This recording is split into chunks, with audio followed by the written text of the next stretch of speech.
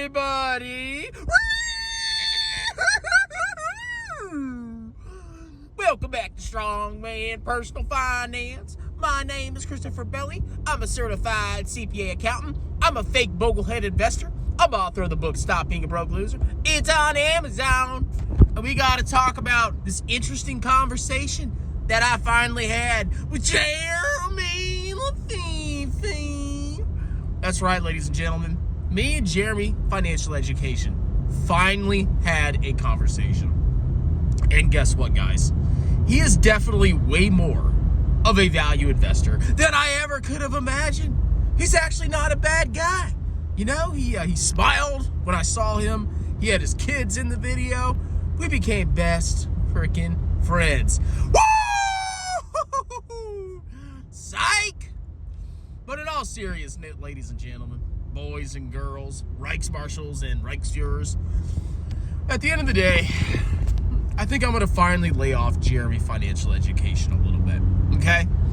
Now, my whole goal in this whole process was to show everybody what a complete fraud, loser, degenerate, clown, and scoundrel that is the enterprise of Jeremy financial education, Financial Fortress, and encourage people to buy index funds instead. Now, Jeremy got famous during the whole bull run because Tesla, I bought Tesla, bro. And he bought Tesla. And since he bought Tesla, he thought he was a genius. And he did the same due diligence and process he did with his other stocks. Is it the future? Does it have revenue by avenue? And he bought a bunch of trash stocks that were highly unprofitable, share diluting trash. And he's paid the consequences, okay? So, Jeremy's at the point where there aren't really stocks going up massively. There aren't 10x stocks, you know, blah, blah, blah, blah, blah. He has to change his content, which he's been doing. So his content has shifted from talking about, you know, this stock will 10x. Woo! That stock will 100x. Woo! Instead, he's just talking about the news, okay? Oh, well, the NASDAQ went down 0.5% today, and the Dow Jones went down 0.2%, and bonds went up by 0.02%. That's basically Jeremy's content, okay? And while it is BS, like, you know, short-term market news, like when they cover, like, the price of the indices, oh, what did the index do today, or what did interest rates do today? Did bond yields go up 0.01% or something like that? That's the kind of crap that doesn't matter, okay? And even in the long run, recessions, you know, even potentially depressions, in the long run, they don't matter. So sitting there watching the freaking news, the financial news, is pointless. So now that Jeremy has switched his content, unless he starts doing stupid stuff again, like, you know, talking about this next 10x stock that he just bought, I'm sure he'll make a video about PayPal, even though he started buying it in the 140s. I wouldn't buy it until it went down to like the 50s. Oh, you missed out, bro. PayPal went up. You're so stupid, bro. Yeah, I missed out. I'm poor. I'm so freaking poor right now. Until he like goes back to the 10x stocks, there's really no reason to, you know, attack him, okay?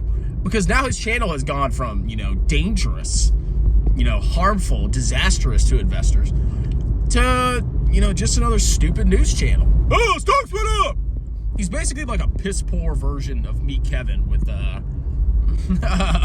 basically like no real understanding of what he's talking about. At least I give it to Kevin. At least he seems to have some kind of, you know, understanding of macroeconomics. But whatever. So at this point, me and Jeremy have buried the hatchet. I wish he would call me. You know, maybe we would be best friends. I mean, the second I meet Kevin, I fell in love. I couldn't resist his allure, his charm, his handsomeness. But if you look at all the other YouTubers, all the other finance YouTubers, they're all changing. All of them. You know, nobody's making 10x videos anymore. Nobody's talking about crypto. Well, some people are still talking about crypto. They've completely adapted their content to change with the times. And if we're in a protracted bear market, I could actually see more people talking about index funds and about general personal finance topics, which is entirely harmless. However, I will be waiting in the shadows. I'll be lurking. like the sexy shark that I am, waiting for the stock market to start massively exploding again, and all these clown stocks like HKD to start going up again. And I'm gonna know we're in a clown market because all I have to do is look at these companies, these unprofitable, small cap, share diluting trash stocks.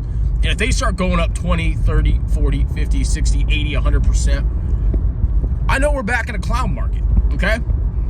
Now, what are my thoughts on this current market? I don't freaking know. I don't care. My strategy is to dollar cost average into total world index funds. I'm a fake boglehead because I buy international stocks at market cap weights, global indices. But at the end of the day, it doesn't matter, okay? So if you want to watch Jeremy Lafufu or Meet Kevin or whatever, you can, because like now they're not nearly as harmless. But the second you start thinking or you start seeing that they start talking about 10x stocks again, that's when you need to get scared, and that's when you need to be cautious. And that's when I'm here for you, because I know it's so hard to pull up an income statement and look at the bottom line net income and see whether there's a positive or negative number and whether that number is going up or down. If the negatives are getting worse and the profit margin's getting worse every single quarter, it's probably a clown stock. It's so hard to go on the balance sheet, look in the equity section, and see shares outstanding quarter over quarter, year over year. If that's going up by large percentages, and you go to the statement of cash flows, and you see in the financing section that there's a positive number next to stock issuance or share issuance, you're probably dealing with a clown stock, okay? That's the kind of stock you need to avoid. Now, there's always these clowns on YouTube. You know, they're always going to take advantage of that market. And whatever, okay? It's a massive grift. So hopefully I've had some kind of impact on the YouTube community. I think I have. I mean, basically every large YouTuber has acknowledged me. And there's even a VT versus clown stock tracker on Jeremy's profile. So in the meantime, I mean, obviously, I'm still going to talk about individual stocks. You know, I'm still going to talk about, you know, whatever things I can come up with. But you probably won't see as many Jeremy Lafufu hate videos as you normally would, which is fine. But I will be prepared when these clown stocks start going up again, because I know at some point they will, 100%. I mean, Jeremy's at least right that at some point we're going to go back to a risk-on market. I don't know if it's 6 months from now, a year from now, 2 years from now, 5 years from now.